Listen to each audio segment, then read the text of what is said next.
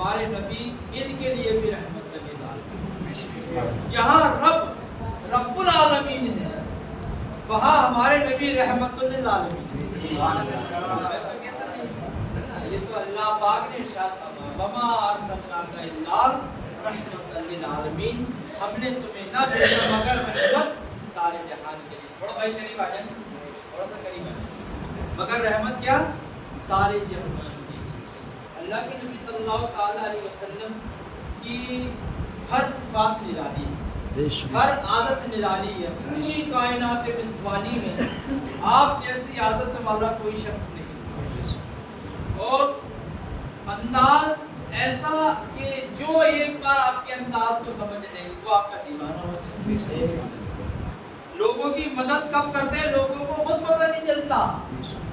अब क्या है ना, अपने असहाब की मदद जब खुद करते थे तो असहाब को पता नहीं चलता तो उनकी मदद हो जाती है। हज़रत जाबिर बिन अब्दुल्लाह और सरकार मदीना सल्लल्लाहु ताला अलैहि वसल्लम एक ग़ज़वे से तशरीफ ला रहे थे। रास्ते में सरकार मदीना सल्लल्लाहु अलैहि वसल्लम बार-बार पीछे मुड़ के देखते, बार-बार पीछे मुड़ के देखते।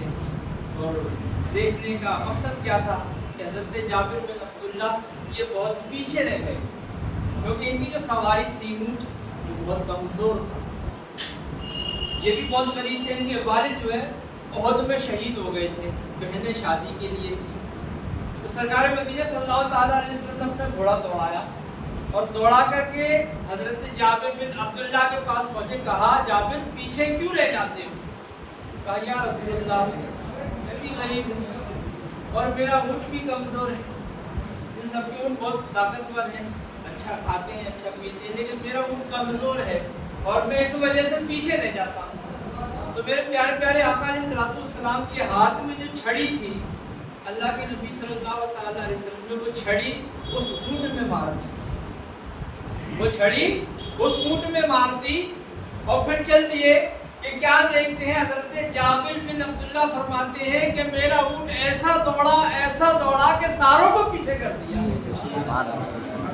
वमा अरसलनाका इल्ला रहमतल लिल आलमीन, अल्लाह के नबी की छड़ी में भी कितनी बरकत हुई, एक अदना को आला बना दिया। अब वो ऊँट आगे निकल गया।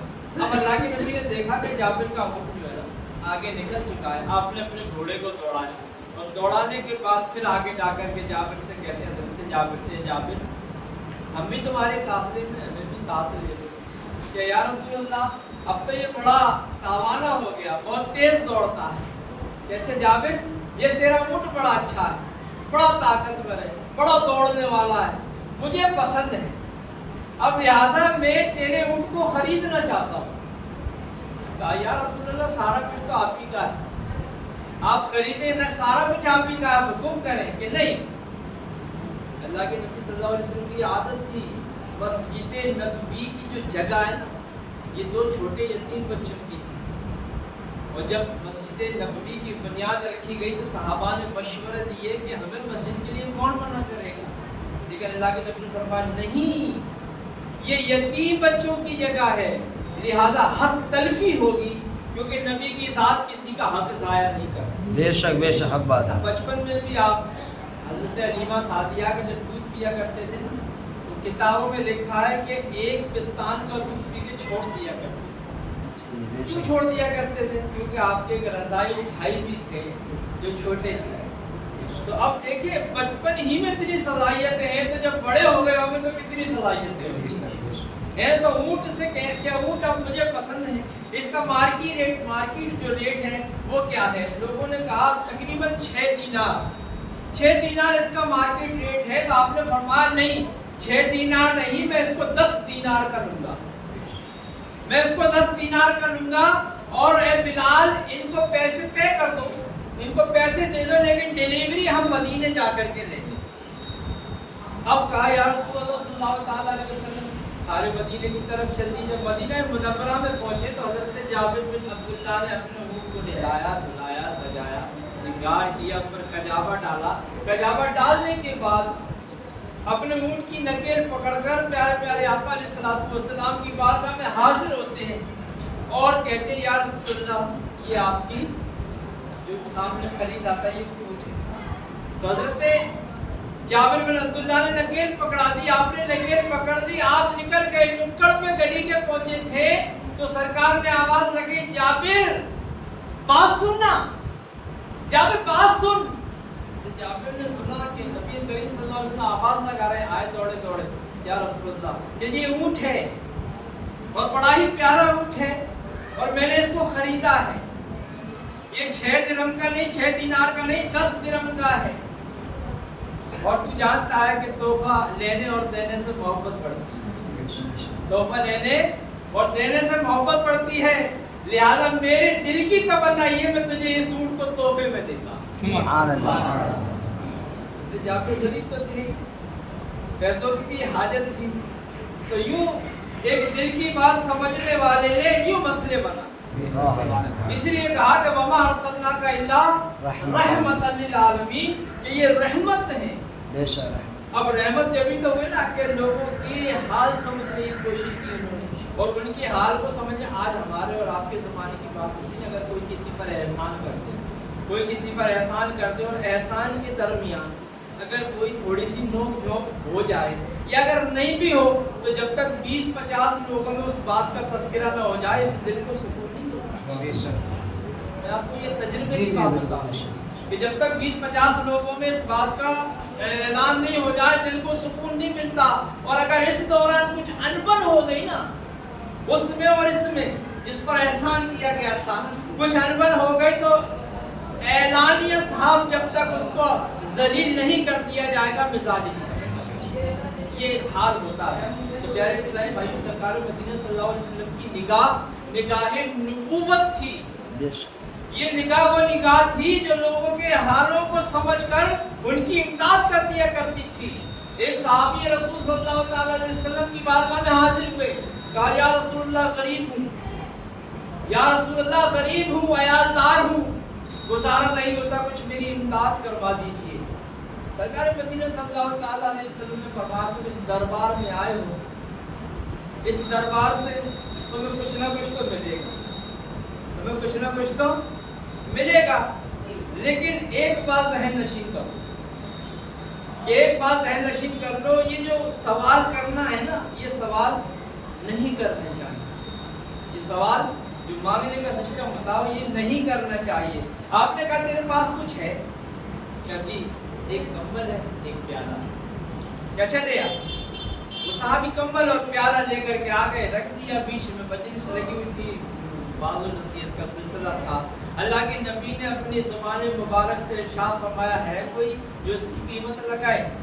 صحابہ کرام علیہ رضوان نے 1 دینار اس کی قیمت لگائی. آپ نے کہا نہیں, یہ کہا. پھر 2 دینار ہو گئی, کہا اب ٹھیک ہے 2 دینار میں وہ پیالہ اور کمبل خرید لیا گیا. اور پھر صحابی کو بلایا, اور صحابی کو بلانے کے بعد کہا لے یہ رقم لے اور محنت کر, جا جنگل سے لکڑیاں کاٹ کر لا, کڑھاڑا لا, کڑھاڑے میں پھل اللہ کے نبی نے اپنے ہاتھوں سے ڈالا اور کہا جا جنگل سے لکڑیاں کاٹ کے لا اور انہیں بیچ. ایک پیشہ برا ہے اور وہ ہے مانگنا, جو گردن کو جھکا دیتا ہے خیرات کا پتھر, جہاں میں مانگنے والوں کے سر اونچے نہیں ہوتے. اور یہ التجائے کرم میں آپ سے کروں, یہ بھیک اس کو دیجئے جس کا خدا نہ ہو. اور حضرت علامہ اقبال نے تو اور بڑھ کر کے کہا کہ غیرت ہے بڑی چیز جہان تغوں میں, پہناتی ہے یہ فقر کو تاج سردارا. جو قومیں مانگ کے کھاتی ہیں وہ سر جھکا کے جیتی ہیں, جو کما کے کھاتی ہیں وہ سر اٹھا کے جیتی ہیں. اسلامی بھائیوں, اللہ کے نبی صلی اللہ علیہ وسلم کے صحابی نے معاملہ سمجھ لیا, چلے گئے. کچھ عرصے کے بعد آتے ہیں, چہرے پر خوشی کے آثار ہیں, مسکرا رہے ہیں اور عرض کرتے یا رسول اللہ سارے ہی کام بن گئے, بچوں کے کپڑے نئے نئے بن چکے ہیں, لحاف بستر نئے ہو چکے ہیں, انتظامات بھی گھر پر کر کے آیا ہوں. اب میری خواہش یہ ہے کہ اصحاب صفہ کے طالب علم کے لیے یہ 10 درہم ہے, میں چاہتا ہوں کہ آپ ان پر خرچ کریں. تو پیارے اسلامی بھائیوں, رحمت دیکھیں کہ نگاہ کیا کیا دیکھ رہی ہے. کسی کی امداد کی تو اس کو پتا بھی نہیں چلا, اور جب کسی کو راہ راستے پر لائے تو اس کو بھی اس بات کا احساس ہو گیا کہ حقیقتاً زندگی یہی ہے. آج کے اس دور میں لوگ بغیر ضرورت سوال کرتے ہیں، حالانکہ یہ یقین جاری اللہ کے نبی کی حدیث مبارکہ ہے کہ جو بغیر ضرورت کے لوگوں سے سوال کرے، بغیر ضرورت کے لوگوں سے سوال کرے، وہ سوال ہی کرتا ہے، وہ سوال ہی کرتا ہے۔ بات سمجھ رہے ہوں گے کہ وہ پھر سوال ہی کرتا رہتا ہے۔ تو اس لیے پیارے اسلامی بھائیوں، سوچنے کی تو بات یہ ہے کہ اللہ کے نبی صلی اللہ تعالیٰ علیہ وسلم کی رحمت اتنی بڑی ہے، وما ارسلناک الا رحمۃ للعالمین۔ اب بات یہاں کی تھی نا، دنیا کی تھی، ماؤنٹ ایوریسٹ یا مریانا ٹرانچ کی ہو، کہیں کی بھی ہو، میرے نبی علیہ الصلوۃ والسلام جنت بھی تقسیم فرماتے ہیں۔ ایک صحابی حضرت ربیعہ کعب اسلمی، حضرت ربیعہ یہ اللہ کے نبی صلی اللہ تعالیٰ علیہ وسلم کو وضو کرا کرتے تھے۔ کیا کرا کرتے تھے؟ وضو۔ اللہ کے نبی کی شان بہت بڑی شان ہے۔ جب سرکار وضو کرتے ہیں، صحابہ کرام پانی کو لے لیتے، کوئی چہرے سے ملتا، کوئی ہاتھوں سے ملتا، زمین پہ گرنے نہ دیتے۔ جب دیکھا سرکار وضو کے لیے آ رہے ہیں، یہ لوٹا بھر کر کے لاتے اور سرکار کی بارگاہ میں رکھ دیتے ہیں۔ کرم نوازی ہے۔ ایک دن جوش آ گیا میرے آقا، اب رشا فرمایا سب ربیعہ، اے ربیعہ آج تو مانگ کیا مانگا ہے؟ جوش آ گیا، رحمت بھری نگاہ تھی کہ لوٹا بھر کر کے دیا، خوش ہو گئے اور کہا سل ربیعہ مانگ کیا مانگتا ہے؟ حضرت ربیعہ بھی وہ بڑے ہوشیار تھے، ہمارے تمہارے زمانے کی بات ہوتی تو پتہ نہیں کیا مانگ بیٹھتے ہے نا، ہم لوگ تو پتہ نہیں کیا کیا مانگ بیٹھے ہیں، لیکن ان کی بات بھی کچھ نرالی ہے۔ کہا اسألک مرافقۃ فی الجنہ، یا رسول اللہ جنت میں آپ کا پڑوس مانگتا ہوں۔ کیا کہا؟ اسألک مرافقۃ فی الجنہ، یا رسول اللہ جنت میں آپ کا پڑوس مانگتا ہوں۔ میرے آقا نے یہ نہیں کہا کہ تجھے جنت میں میرا پڑوس نہیں ملے گا، کیا فرمایا؟ سل ربیعہ ابا غیر ذالک۔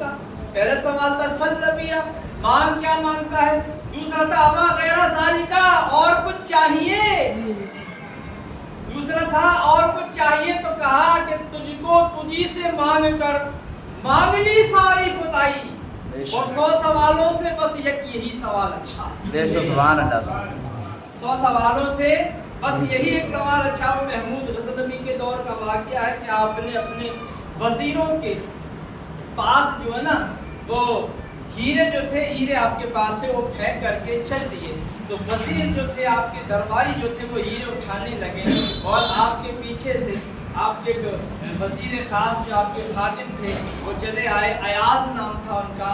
انہوں نے دیکھا کہ سارے لوگ موتی چن رہے ہیں، سارے لوگ ہیرے چن رہے ہیں، ایاز کیوں پیچھے پیچھے چلا آ رہا ہے؟ ایاز نے پوچھا ایاز کیا تجھے موتیوں کی حاجت نہیں ہے، کیا تجھے موتی نہیں چاہیے؟ ایاز نے بڑے پیارے جملے میں ارشاد فرمایا تھا، اے علی جان جن کو موتی چاہیے تھے وہ موتی تلاش کر رہے ہیں، مجھے موتی نہیں موتیوں والا چاہیے، مجھے موتی نہیں موتیوں والا چاہیے۔ اس لیے حضرت ربیعہ نے کہا جنت تو آٹومیٹک مل ہی جائے گی جب نبی کا پڑوس مل جائے گا، ہے نا، نبی کا جب پڑوس مل جائے گا۔ یہ حدیث پاک کی کتابوں میں اور صحیح ستہ کی کتابوں میں بعض لوگ کہتے ہیں نا کہ اللہ کے نبی کو اختیارات نہیں ہیں، یہ غلط بات ہے۔ اللہ کے نبی کو اتنے اختیارات ہیں اللہ کی عطا سے کہ آپ جس کے بارے میں جو چاہے وہ فیصلہ کرتے ہیں۔ میں کتابیں بھری پڑھی ہیں، اب بات مسئلہ یہی ختم نہیں ہوتا۔ جب جنت کا پروانہ دے دیا گیا، جنت کی ٹکٹ دے دی گئی، ٹکٹ دینے کے بعد اللہ کے نبی صلی اللہ تعالی علیہ وسلم نے حضرت ربیعہ کو بتا کہا ربیعہ تجھے جنت کا پروانہ مل گیا، جنت کی ٹکٹ تجھے مل ہی گئی، تجھے میرا پڑوس نصیب ہوگا، لیکن اب اس کے شکرانے میں تجھے کرنا کیا ہے، اس کے شکرانے میں تجھے کرنا کیا ہے؟ تو اللہ کے نبی صلی اللہ علیہ وسلم نے بڑے پیارے انداز میں ارشاد فرمایا فاعینی علی نفسک بکثرۃ السجود، اے ربیعہ اب تو اپنی پیشانی کو نوافل سجدے سے سجا، یعنی اپنی پیشانی کو اب کثرت نوافل سے بھر اور زیادہ سے زیادہ سجدے کر۔ تو پتہ چلا کہ جب کوئی نعمت ملے، خوشی ملے، تو اللہ کے نبی نے جو ضمانت مانگی وہ کیا تھی؟ اللہ کی بارگاہ کے سجدے مانگتے بے شک ہیں۔ آج ہم لوگ جو ہے نا وہ ہے تو حسینی بھی ہیں، ہے نا، بڑے پیر صاحب کے بھی ماننے والے ہیں، ربیع الاول پر جلوس نکالنے والے بھی ہیں، لیکن کمی تو ہے یار، اس میں کمی ہے۔ وہ کمی کیا ہے کہ ہم حسینی ہیں لیکن طریقہ حسینی ہمارے پاس ہے۔ ہم غوث پاک کے ماننے والے ہیں لیکن طریقہ غوثیت ہمارے پاس نہیں۔ بے شک ہم جلوس نکالنے والے ہیں لیکن حسن مصطفیٰ کا حسن جو ہمارے اندر ہونا چاہیے وہ ہمارے پاس نہیں۔ کیا پیارے سے بھی سوچیں، ذرا غور کریں کہ سال میں ایک بار جلوس نکالنے سے اگر کام بن جاتے تو طائف کے میدان میں اور جہاں جہاں لوگوں نے اپنے جسموں پر پتھر کھائے، کہ یہ مشکل نہیں تھا، بہت مشکل تھا لیکن پتھر کھائے۔ وجہ یہی ہے کہ ہمارے اندر جو کمیاں آئی ہیں ہم اس کمیوں کو دور کرنے کی کوشش کریں۔ جلوس آپ کا اچھا ہے، مقبول جب ہوگا جب ہمارے فرائض پورے ہوں گے۔ یہ یاد رکھیے گا، آدمی نوافل کتنا بھی کر لے، کتنا بھی کر لے، نفلی صدقہ کتنا بھی کر لے، جب تک اس کا واجب اور فرض ادا نہیں ہوتا اس کا کوئی اعتقاد نہیں کیا جاتا۔ اس لیے نماز فرض جب تک ہماری ادا نہیں ہوں گی ہمارے نوافل کی کوئی اہمیت نہیں بے شک ہے نا۔ یہ بات سمجھ لیجئے گا کہ ایسا نہیں کچھ کوئی پھل بھاگتے لوگ کریں کہ بات تو ایسی کر کے کہ وہ جو کرتے ہیں، بات ایسی کر کے جو وہ کرتے ہیں، لیکن پیارے اسلامی بھائیوں حقیقت یہی ہے کہ میں آپ کو پھر بتاتا ہوں کہ یہ بڑا سستا سودا ہم کر رہے ہیں۔ حضرت کرنی کے بارے میں جانتے ہیں، بڑے پیارے انداز میں کہتے ہیں کہ بہرے غفلت تیری ہستی نہیں اور دیکھ جنت اس قدر سستی نہیں۔ اس کے لیے محنت کرنی پڑتی ہے، مشقتیں کرنی پڑتی ہیں۔ پیارے پیارے اسلامی بھائیوں، ہم غور کریں، دیکھیں، سمجھنے کی کوشش کریں کہ اللہ کے نبی صلی اللہ تعالیٰ علیہ وسلم ہمارے لیے اور ہمارے بچوں کے لیے اور تمام عالمین کے لیے جہاں جہاں رب العالمین ہیں، آپ وہاں وہاں رحمت للعالمین۔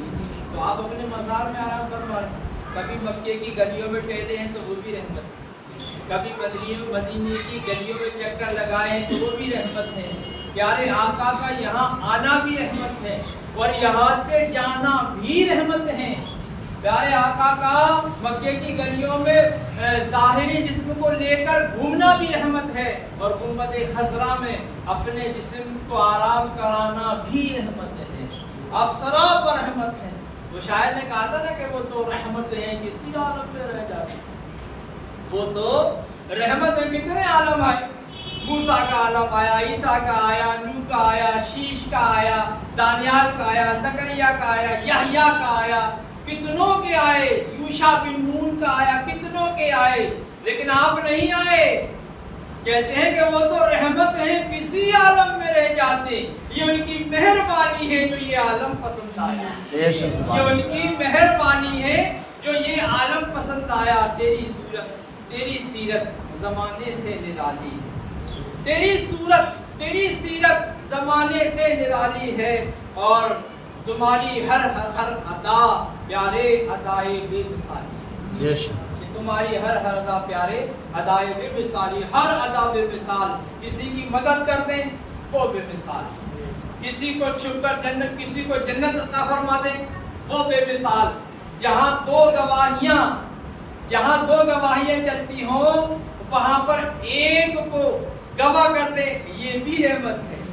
بات بڑی ہو جائے گی کیونکہ وقت نہیں ہوتا ہمارے پاس، 20 منٹ کا وقت ہوتا، 20 یا 22-21 منٹ ہو چکے ہمارے بیان کو چلتے ہوئے، تو لہٰذا موضوع کو دوسرا چھیڑیں گے تو بات بڑھ جائے گی۔ کہنے کا مقصد یہ ہے کہ ہم ابھی محمد صلی اللہ تعالیٰ علیہ وسلم کے ماننے والے اور اللہ کا فضل ہے کہ ہم انہی کا کلمہ پڑھتے ہیں۔ اب کوئی نبی دنیا میں تشریف نہیں لائے گا، لیکن ہم طریقہ مصطفیٰ کو اگر اپنا لیں، جیسے ہمارے جو سسٹم ہوتا ہے ہماری مسجدوں میں سکھانے کا سلسلہ نہیں ہوتا، ضروریات ہے، اگر ہم تھوڑی سی محنت کریں، مشقت کریں تو یہ جو سیکھنے سکھانے کا سسٹم ہے نا، یہ بہت آسانیوں سے ہمارے دلوں میں باتیں بیٹھتی چلی ہیں۔ آج علم دین نہ ہونے کی وجہ سے جو اہل حق ہیں وہ اہل باطل ہو گئے، علم دین نہ ہونے کی وجہ سے جو اہل حق ہیں وہ اہل باطل ہو گئے اور جو اہل باطل ہے وہ اہل حق ہو گئے. ہماری باتوں کو لوگ کم تسلیم کرتے ہیں. دیکھا نمازی ہے, پرہیزگار ہے اور چلے ولے بھی لگایا ہوا ہے, جماعت میں بھی جاتا رہتا ہے, اس نے جو کہہ دیا وہ ٹھیک ہے, یہ ہوتا نہیں ہوتا. اب ہم جو کہہ رہے ہیں وہ غلط ہے. کیوں؟ کیونکہ ہمارے اندر نہ تو کوئی چیز ہے سنت مصطفیٰ اور نہ ہم نمازوں کے پابند ہیں. تو لوگوں کا جو ذہن ہوتا ہے وہ کیا ہوتا ہے, یار یہ بندہ 5 ٹائم کی نماز پڑھتا ہے, یہ بات صحیح کہہ رہا ہوگا, یہ ہوتا نہیں ہوتا, یہ صحیح کہہ رہا ہوگا. ارے فلاں وہ تو پڑھتے ہی نہیں نماز, اس کی بات میں کیا پسند ہے, لیکن یہ نماز کا پابند ہے, سنتوں کا پابند ہے, اس نے جو بات کہی وہ صحیح. تو آج یہی ہوا کہ جو بات ہم سے کہہ دی جائے وہ ہم اسے مان لیتے ہیں, لیکن ہم نے کتابوں کی روشنی میں اس کو سمجھنے کی کوشش نہیں کی. کتابوں کی روشنی میں ہم نے اس کو سمجھنے کی کوشش نہیں کی کہ میرے آقا علیہ الصلوۃ والسلام رحمت للعالمین ہے, اور ایسے رحمت للعالمین ہے کہ آپ کی رحمت عام ہے نا, آپ کی رحمت عام ہے, جس کو جو چاہے وہ عطا کر سکتے ہیں. لیکن یہ یاد رکھیے یہ سب ہے اللہ ہی کی عطا سے. اگر کوئی ذاتی یہ کہے کہ اللہ کے نبی صلی اللہ علیہ وسلم کا ذاتی ملکیت ہے تو یہ نہیں کہیں گے. یہ مسئلہ یاد رکھیے گا کہ اللہ نے جو چیز آپ کو عطا فرمائی ہے اس عطا ہی سے آپ لوگوں کو عطا فرماتے ہیں. اور یہ میں نہیں کہتا, قرآن نے کہا کہ میرا محبوب جو تمہیں دے جو دے دو, ترجمہ بتا رہا ہوں, اور جس کام سے منع کریں اس سے باز آ جاؤ. تو جو دے وہ دے, جس سے منع کریں اس سے باز آ جاؤ. تو حکم خدا بندی تو یہی ہوا نا. تو جب جو وہ دے رہے ہیں تو لے لینا چاہیے.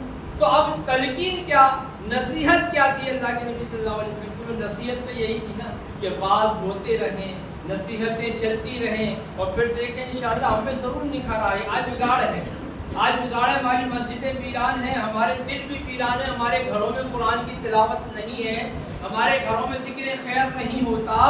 اس کی وجہ یہی ہے کہ آج ہمارا دل ایمان کی باتوں پر نہیں لگتا. اگر یہی جیسے سسٹم ہو کہ ناچ گانے میں دیکھیں آپ, اگر آپ میلاد کا پروگرام رکھتے ہیں, آزمانے کے لیے بات کر رہا ہوں, میلاد کا پروگرام رکھتے ہیں, آپ کے میلاد میں زیادہ سے 10-20 لوگ ہوتے ہیں, آئیں گے نہیں لوگ. ادھر اگر آپ ڈی جے لگا دیجیے بڑے بڑے تو بغیر بلائے ضرور پہنچ جائیں گے, پہنچیں گے کہ نہیں پہنچیں گے, اس بات کو مانیں گے نہیں مانیں گے. یہ ہماری کمیاں. تو پیارے اسلامی اللہ پاک ہم سب کو سچا پکا نبی کا عاشق بنائے.